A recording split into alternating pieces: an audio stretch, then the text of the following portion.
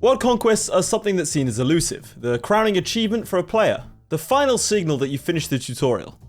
This video is meant to show you that they're not really that hard when you start as a horde. I'm taking it easy, making a bunch of mistakes, and still staying on track. For those of you who know me, you might be curious as to why this wasn't recorded live. The short answer is that I did record this one live, with all the bells and whistles. Here's the thing, my audio never actually recorded. This was one of my longer recordings, so instead of binning it, I thought I'd take the opportunity to switch up my style a little bit and give you an after-action report. The key thing is Oirat is to declare war on Ming Day 1 because of the Tumu Crisis. This is a wonderful little event where we get the opportunity, no, the privilege of occupying the entirety of northern China, provided we are able to defeat the Emperor himself in battle. After some initial confusion as to who the Emperor actually was and some unnecessary stress, he was finally discovered and duly defeated, demonstrating a distinct distaste for drama as we dragged him in chains. Now that I've got my Alzheimer impression out of the way, I'm happy to report that we busted Beijing without too much trouble, thereby allowing us access to northern China.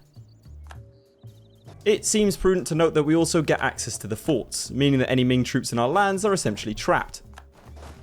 We're aiming for about 80% war score, so it's a simple job of pushing for stack wipes and occupying key forts.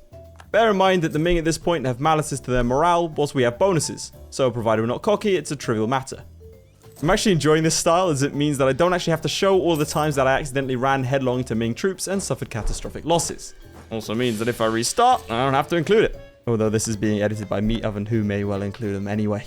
We'll be having words if I find out that you did. Anyway, from this piece we took the capital, as well as some Mongolian cores. You can even see how smug I am in the face cam, blissfully unaware that I never unmuted my mic, you stupid bastard! Just had to double check to make sure my mic wasn't muted for this recording. Nope, we're all good. Self-loathing aside, I had no intention of remaining at peace with Ming for long. The aim was to reset the truce timer, achieved through attacking a tributary and white-piecing the Ming.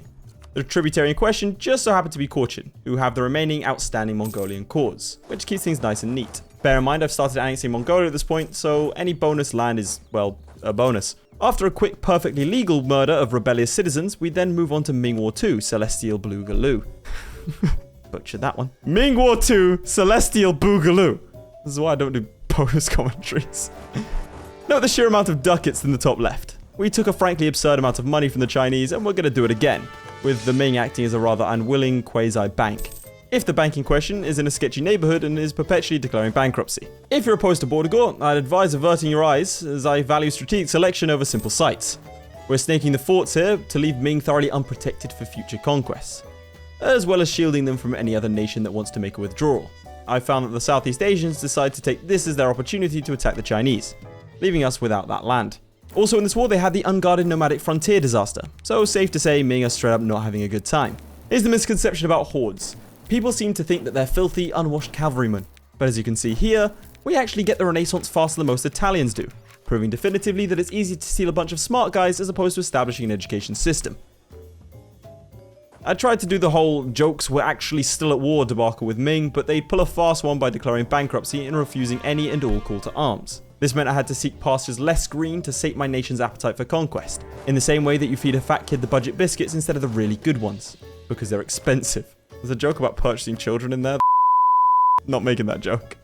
In this case, Cochin round 2 commenced, as I needed a province for a mission, as I'm a sucker for the brief dopamine hit after clicking the funny button. Seeing that no guy didn't want to defend Chagatai, I thought it prudent to waltz on over and take their stuff, once again suffering 0 defeats, and you can never prove that I killed 10,000 of my own men in mistakes. Now, you might be curious as to how I was keeping my economy afloat. The short answer is that I wasn't, but the longer answer is through heavy reliance on trade companies. If you're not aware, you can essentially decentralize control over territories and have a reduction on the unrest, meaning increased income for you as well as fewer revolts. Plus you get an extra merchant provided you have enough trade control in that area, or I suppose node. If it sounds broken, that's because in the hands of a horde, it is. However, like I said, in the short term this wasn't going to suffice, so it's once again time to ostensibly seize the mandate of heaven from Ming, only to leave the paper crown on his head, having carved the nation up. It might seem a bit strange to be able to repeatedly declare war for the sole reason of taking the mandate only to ignore it completely, but sometimes it's best not to think about this stuff, especially during a world conquest. We just give thanks to Paradox and move on.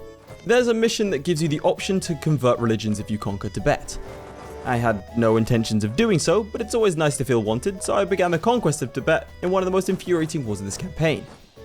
It should have been so easy, but a lack of respect for the fact that we only had a few hundred men not currently employed by the military and several questionable decisions in the mountains left me exasperated, so I didn't even fully annex the place. Seriously, the sheer amount of forts that every nation builds in their capital is obscene. When you're fighting through several nations, all of whom have capitals in the mountains of Tibet, it's horrible. To make myself feel better and to massage my bruised ego, I attacked Chi, or Ki, or Kai, I don't know how to pronounce that. A new nation that had thrown off the shackles of Ming tyranny and they're gone. To be fair, this let me clean up my borders a tad and take that stupid island in the south where I may or may not have managed to get 30,000 troops trapped in a previous war. You'll never find that footage in any case. During this point in the recording, I decided to show off something that I'd been espousing the entire time. That as Oirat, you can basically ignore overextension, as you can simply fight your way out of it. I'd like to point out that this advice was given by someone who was unable to notice a huge red light on his audio setup indicating that the mic was muted. So it's understandable that he also completely forgot about the aforementioned manpower issues. What ensued was essentially having to conquer China once more, with the added fun of other ethnic groups joining in to see if they could secure some semblance of civic rights. Sadly, cavalry don't care about your feelings, and so, within a few short years, every possible rebel had risen up and had been swiftly Genghised. Feeling sentimental, I then began work on a huge undertaking, the conversion of my troops to full cavalry armies. This is the main reason that it's a bit redundant to take military ideas as a horde, at least until later on. Your base troops are going to be so much better than everyone else. More pips, better ideas, as well as the typically forgotten about plus 25% shock modifier on flat terrain, meaning that conquest is more of a statement than a question. I figured I'd prove this by fighting both Uzbek and Korea at the same time. During this, I sent the bulk of my forces, including my full cavalry armies, to Korea, leaving a token force to take on Uzbek. Now, some of you might be curious as to why I sent the big force east to take on the small enemy. And yeah, I'm not really sure. I'm just going to assume heat stroke. My computer heats up my room. The studio lights were very hot. The mistakes were made.